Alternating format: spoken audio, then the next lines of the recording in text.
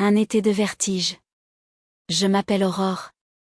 J'ai 48 ans et j'habite une vieille maison à Saint-Laurent, un village paisible où les rues embaument le romarin et où le temps semble s'écouler plus lentement qu'ailleurs. Mon quotidien est aussi ordonné qu'une horloge bien huilée. Je me réveille à 9 heures, je prépare le petit déjeuner pour Arnaud, mon fils.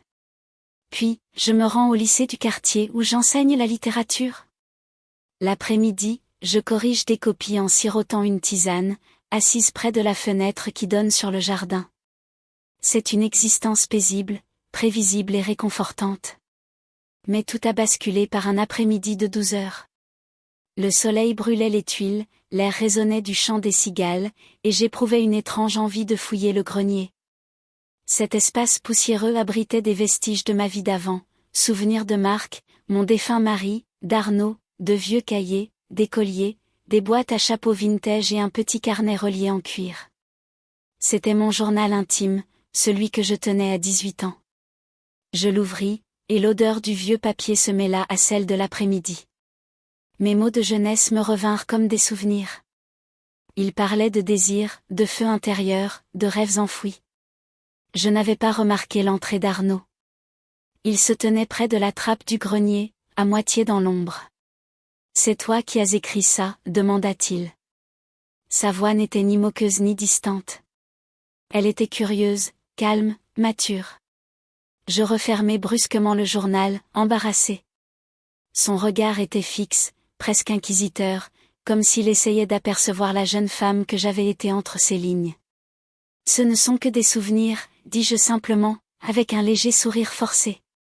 Il ne répondit pas, mais dans son silence, quelque chose changea. Cette nuit-là, je luttai pour m'endormir. Allongé dans mes draps frais, je ne cessais de penser à son regard. Ce n'était pas un regard d'enfant, et cela me troublait plus que je ne voulais l'admettre. Les jours qui suivirent, Arnaud fut différent. Il s'attardait davantage à table, restait dans la cuisine pendant que je cuisinais, s'approchait de moi avec une douceur inhabituelle. Son regard se posait parfois sur mes mains, mes épaules nues sous un chemisier léger. Il commentait ma tenue, la façon dont mes cheveux retombaient sur ma nuque. J'en riais, gêné, essayant de ne pas voir ce qui devenait évident. Un soir, en sortant de la salle de bain, vêtu d'un peignoir léger, je le croisai dans le couloir. Il se figea, moi aussi. Son regard baissa lentement. Puis, il se détourna sans un mot. Mais je m'en voulais pour l'avoir laissé faire. Je me disais que c'était passager, une perturbation temporaire. De ma part, peut-être un manque d'affection, de la sienne, une confusion passagère. Mais chaque geste semblait chargé de sens, une brosse dans l'escalier, une main effleurant la mienne au passage du sel, une conversation sur le palier qui prit un ton plus personnel que prévu. Un soir d'été, par une chaleur accablante, j'étais au salon en train de lire un roman. Arnaud entra, vêtu d'un t-shirt blanc et d'un pantalon ample, les cheveux encore humides de la douche. Il s'assit trop près de moi. Je fis semblant de continuer à lire. « Tu lis toujours ce genre d'histoire ?» demanda-t-il. « Parfois, répondis-je, quand j'ai besoin de m'évader. » Il hocha la tête, d'une voix basse, presque un murmure. « Et comment t'évadais-tu à mon âge ?» Je le regardai. Il ne souriait pas. Il semblait sincèrement curieux de comprendre la femme que j'étais avant de devenir sa mère. Je posai mon livre. Je voulais dire quelque chose, mais aucun mot ne vint. Sa main effleura la mienne, juste un instant. Je restai immobile. Je ne pouvais pas. Je suis une femme qui a vécu trop longtemps dans la retenue. Depuis la mort de Marc, je m'étais fermée au monde. Mais, dans cette pièce silencieuse, mon cœur battait comme à 18 ans. Et ce n'était pas la peur, c'était le vertige. Les jours qui suivirent cette étrange soirée dans le salon furent enveloppés d'un silence lourd, épais, presque vivant. Je fis semblant de ne rien avoir remarqué. Je continuais à mettre la table, à corriger des copies, à porter mes robes d'été comme si de rien n'était. Mais quelque chose en moi avait changé, et je n'étais pas la seule. Arnaud était différent lui aussi. Il soignait davantage son apparence, ses cheveux étaient soigneusement coiffés, ses chemises au col ouvert, une eau de toilette subtile mais affirmée. Il ne quittait jamais la maison sans un mot gentil, un compliment glissé dans un murmure. Je ne savais plus s'il était mon fils ou un inconnu qui dévoilait mon monde intérieur avec une précision troublante. Un matin, alors que je préparais le café dans une longue robe légère, pieds nus sur le carrelage frais de la cuisine, je sentis son regard sur mon dos. « Tu évites mon regard, maintenant ?» demanda-t-il doucement. Je me retournai. Il était appuyé contre la porte, les bras croisés, le regard fixé sur moi avec une intensité que je n'avais lue que dans les romans que j'enseignais. J'ai dégluti difficilement, forçant un sourire. « Ne sois pas bête, Arnaud. » Mais nous savions tous les deux que je mentais. Le soir, je prenais des bains plus longs, espérant que la vapeur chasserait son regard de ma peau. J'appliquais ma crème lentement, observant mon corps dans le miroir comme pour la première fois. J'étais encore belle, une beauté mature et discrète, mais présente. Et c'était cette beauté qu'Arnaud avait vue point un soir d'orage, la pluie cinglait les fenêtres et le tonnerre faisait vibrer les murs de la maison. Je lisais sur le canapé, une lampe tamisée à côté de moi. Arnaud entra en silence, vêtu d'un sweat à capuche humide, les cheveux ébouriffés. Il s'approcha et s'assit lentement, comme s'il attendait que je dise quelque chose. Je restai silencieuse. Il tendit la main, effleurant doucement la mienne. Il ne dit rien. Il attendit, et je ne retirai pas ma main. Je pensais qu'il allait m'embrasser, mais au lieu de cela, il déposa un doux baiser sur ma tempe. Un geste de pureté, mais brûlant de sous-entendu. Cette nuit-là, je ne dormis pas. Je fixais le plafond, le cœur battant, submergé par 1000 pensées contradictoires. Était-ce ma faute? Avais-je ouvert une porte que je n'aurais jamais dû entr'ouvrir? Ou recherchait-il une tendresse que le monde extérieur lui refusait? Je ne savais plus. Puis, il y eut cet instant, un instant suspendu. J'étais en train de ranger la bibliothèque du salon, debout sur une chaise, vêtue d'une jupe mi-longue et d'une chemise blanche à boutons de perles. Arnaud entra et m'observa en silence. Je sentis son souffle contre mon bras. « Tu étais différente avant », dit-il soudain. « Dans le journal, tu étais libre. » Je me retournai, surprise par sa sincérité. « Et maintenant ?» demandai-je. Il haussa les épaules, le regard sombre. « Maintenant, tu fais semblant. » Ces mots me frappèrent comme une légère gifle, mais une gifle quand même. Il voyait au-delà des gestes, au-delà des murs. Il voyait ce que même moi je refusais d'admettre. J'étouffais dans cette routine, dans cette vie. Je descendis de ma chaise. Nos corps étaient proches, trop proches. « Ce n'est pas un jeu, Arnaud, dis-je. » Je ne joue pas, je me dirigeai vers ma chambre, le souffle court, comme si j'avais franchi un seuil invisible. Et pourtant, rien de répréhensible ne s'était produit. Juste des mots, des regards, de l'attention. Mais parfois, ce sont les non-dits qui crient le plus fort. Ce dimanche-là, je portais une robe que je n'avais pas portée depuis des années. Une robe rouge, simple mais flatteuse, dont le tissu fluide épousait mes formes sans trop en dévoiler. Je l'avais trouvée en triant de vieux cartons dans ma chambre. Une impulsion m'avait poussé à la porter. Devant le miroir, je m'observais, la robe quittait légèrement mes épaules sous le soleil de juillet et se détachait à chaque pas. J'avais attaché mes cheveux en un chignon lustré, enfilé de petites boucles d'oreilles en perles et mis du rouge à lèvres. Ce n'était pas pour plaire ou séduire, c'était pour exister. Arnaud descendit plus tard, un livre à la main. Lorsqu'il me vit dans la robe, il s'arrêta net. Je le vis. Son regard balaya mes chevilles d'un coup d'œil rapide mais précis, jusqu'à mon cou. Puis, il baissa les yeux, presque respectueusement. « Tu es élégante », dit-il calmement. « C'est dimanche », répondis-je, mais ce n'était pas une réponse. Nous déjeunâmes dans le jardin. Une lumière brillait sous les rideaux de la véranda. L'odeur du thym et du pain frais emplissait l'air, mais sous la table, par moments, nos jambes se frôlaient. Je ne sais pas si c'était intentionnel, mais je ne déplaçais pas la mienne. Nos conversations étaient douces, lentes, comme si le monde extérieur n'existait plus.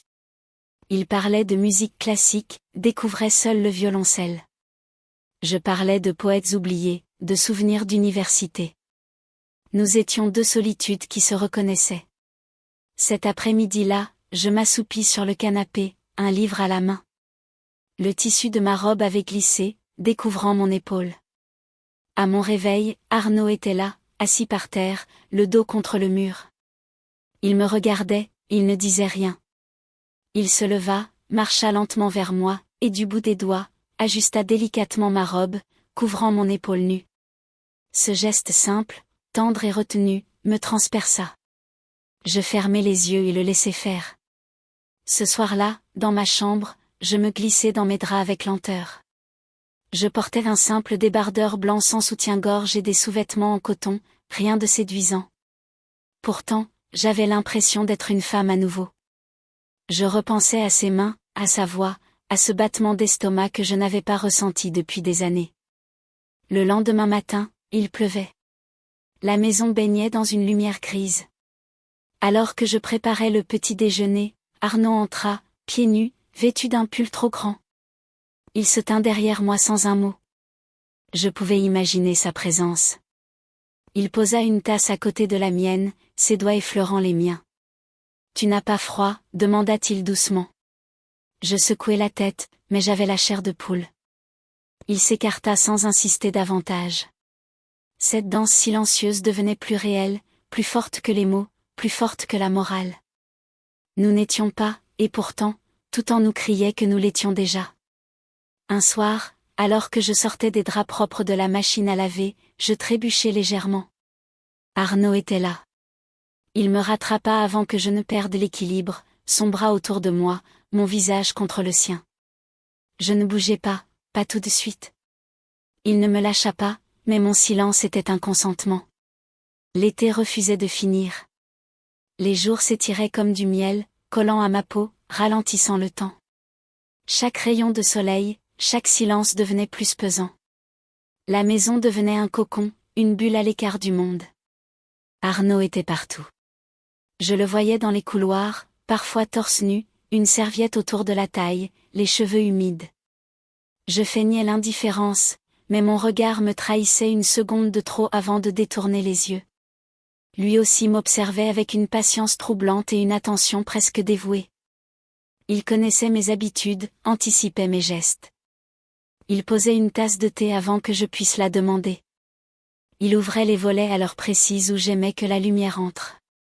Et parfois, il me regardait comme s'il me lisait, comme s'il avait lu ce vieux journal intime. Un après-midi, je portais une longue robe fluide en lin, blanche et sans manches. Je marchais pieds nus dans la maison, un livre à la main, les cheveux lâchés. Je sentais le sol frais sous mes orteils, le tissu frôlant mes genoux à chaque pas. Arnaud était sur le canapé, à moitié en train de lire, absorbé mais pas distrait. Il leva les yeux. Je me figeai un instant. « Tu es belle comme ça », murmura-t-il. J'ai ri nerveusement. « Tu dis ça souvent ces derniers temps. »« Ce n'est pas une habitude, » dit-il. « C'est un fait. » Je ne répondis pas. Je me dirigeai vers la cuisine, mais je sentais encore ses yeux dans mon dos. Ce soir-là, j'étais dans la salle de bain, assise au bord de la baignoire, en train d'appliquer une crème parfumée à la lavande. Mes mouvements étaient lents, presque rituels, une façon de renouer avec ce corps que j'avais négligé si longtemps. Je n'avais pas complètement fermé la porte, par accident, je crois, ou peut-être pas. Arnaud passa dans le couloir. Il marqua une pause. J'entendis son souffle s'interrompre, puis il s'éloigna sans un mot. Mais dans ce moment de silence, j'entendis tout. Un matin, alors que je préparais le petit déjeuner, j'avais oublié d'enfiler un peignoir. Je portais une chemise ample en coton qui laissait entrevoir mes courbes sans les exposer. Arnaud entra. Je me retournai par réflexe. Nos regards se croisèrent. Il ne détourna pas le regard. J'étais vulnérable, pas nue, mais visible. Je n'étais pas sûre que cela me dérange. Nous sommes allés nous promener en fin d'après-midi, une habitude que nous avions prise sans en parler. La lumière dansait à travers les oliviers. Nous marchions sans but, côte à côte. À un moment, il tendit la main pour écarter une branche de mon chemin. Mes doigts effleurèrent les siens. Un geste non délibéré, non prolongé, mais qui me marqua toute la soirée. À la maison, je rangeais la bibliothèque. Il était assis par terre, feuilletant un vieux recueil de poésie. Il lut à voix haute un passage de Verlaine, et mon âme pleure en secret. Je le regardai, le cœur serré. Te reconnais-tu dans ces poèmes, demandai-je. Il haussa les épaules. Je crois que je me reconnais en toi. Cela m'a coupé le souffle. Il l'avait dit calmement, sans provocation, juste une vérité tranquille. Je me suis assise en face de lui, silencieuse. Nous sommes restés là un moment. Pas d'emportement, pas de drame, juste une proximité dangereusement tendre. Ce soir-là, j'ai mis plus de temps à me coucher. J'ai rangé la cuisine, puis le salon, puis mes pensées. J'ai passé de longues minutes à choisir ma chemise de nuit, ni trop pudique, ni trop suggestive, juste assez légère pour la chaleur, juste assez couvrante pour moi. Je me suis endormie tard, non pas paisiblement, mais dans un calme intense. Le lendemain matin, je l'ai trouvé déjà réveillé, appuyé à la balustrade du balcon, regardant le lever du soleil. Il portait un pull aux manches retroussées, les cheveux encore en bataille. Je me suis approchée et me suis arrêtée à 1 mètre. « Qu'est-ce que tu regardes ?» demandai-je. « Toi, sans t'en rendre compte, dit-il, sans se retourner. » Je suis restée là à l'observer, et pour la première fois, j'ai attendu. Août touchait à sa fin. Les jours raccourcissaient lentement, et avec eux, ma certitude de pouvoir continuer ainsi. La maison était devenue une cage dorée. Chaque pièce portait la trace de nos silences. Chaque objet, chaque meuble, chaque rideau semblait avoir été témoin d'un jeu trop subtil pour être nommé, trop intense pour être ignoré. Je ne dormais plus beaucoup. Un soir, j'étais assise sur la terrasse, enveloppée dans un châle. Mon lit blotti sous moi dans le fauteuil, c'était frais. J'entendais Arnaud jouer quelques notes au piano, des cordes suspendues comme notre quotidien. J'ai fermé les yeux, comme si je flottais dans une bulle où le temps s'était arrêté. Il m'a rejointe plus tard, vêtu d'un simple pull gris, les cheveux encore humides. Il s'est assis à côté de moi sans parler. Le silence n'était plus gênant. Il était dense et vivant. « Tu penses à partir ?» demanda-t-il soudain. Je tressaillis légèrement. « Pourquoi dis-tu ça ?»« Parce que je le sens. » Je ne répondis pas, mais il avait raison. Le lendemain, je me rendis en ville. J'avais besoin d'air. Je portais un pantalon beige, une blouse légère, les cheveux noués en chignon. J'évitais les regards, j'évitais les rues où l'on pouvait me reconnaître. Au village, les gens parlaient. Le boulanger avait cessé de m'appeler par mon prénom. Le voisin d'en face, autrefois si bavard, faisait semblant de ne pas me voir. Il n'y avait aucune preuve, rien de visible. Mais les gens sentent, devinent, chuchotent, et j'étouffais. À mon retour, la maison était silencieuse. Arnaud n'était pas là.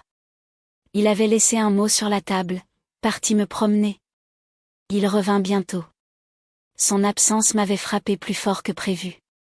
Je restais assise, tremblante, submergée par mes pensées.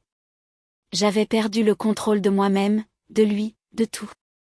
Et pourtant, je ne pouvais effacer ce que nous avions vécu, ce que nous vivions encore, même sans geste, même sans mots. Il revint au crépuscule. Son regard était fatigué mais clair. « Tu n'allais pas bien aujourd'hui, dit-il. » J'acquiesçai.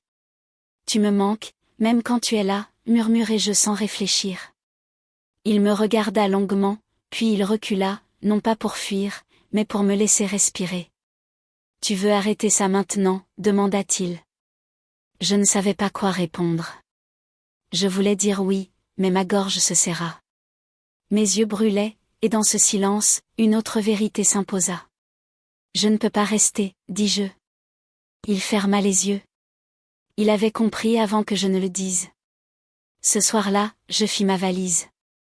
Rien de dramatique, juste l'essentiel, quelques vêtements, mon carnet, des livres. Je ne savais pas où j'irais, mais je savais que je devais partir. Pour lui, pour moi. Il entra dans ma chambre alors que je rangeais une paire de boucles d'oreilles. « Tu reviendras ?» demanda-t-il. « Peut-être, dis-je, quand ce ne sera plus le vertige. » Il s'approcha.